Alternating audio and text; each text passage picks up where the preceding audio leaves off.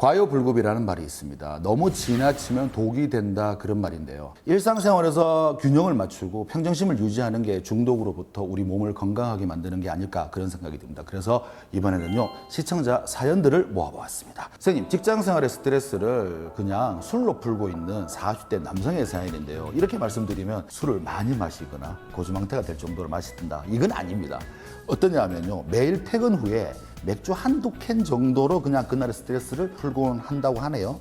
근데 이렇게 술을 마신 지도 벌써 3년이 지났다고 합니다. 사회생활과 일상생활을 하는 데는 그렇게 문제가 없다고 합니다. 그런데 매일 맥주 한두 캔 정도로 그냥 즐기는 것이 알코올 중독은 아닌지 걱정이 굉장히 많다고 하네요. 선생님의 솔루션은 어떻습니까?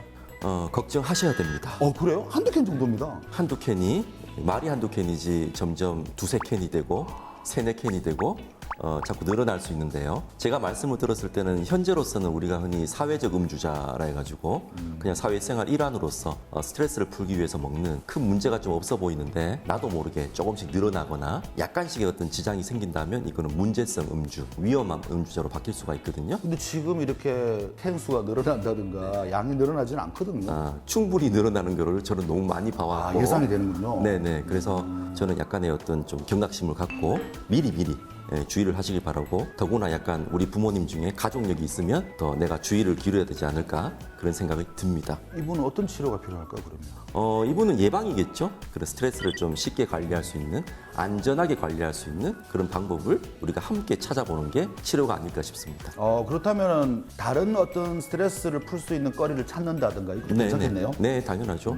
제일 많은 게 저도 뭐 많이 권장합니다. 운동이겠죠. 저녁에 가족들하고 산책을 한다든지 편한 얘기를 하는 거, 그게 제일 간단한 어떤 솔루션이 아닐까 제안을 합니다. 좋은 방법이네요. 네네. 이번 사연은요, 먹는 것을 참으로 좋아하는 20대 여성의 사연입니다.